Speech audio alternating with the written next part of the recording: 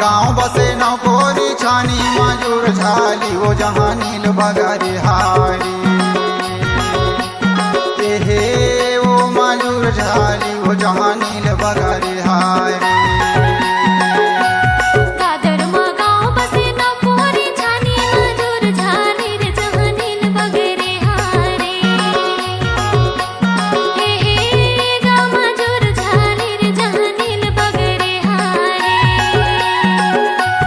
दादरमा गाँव बसे न कोरी छानी मजूर झाली वो जहाँ नील बगरे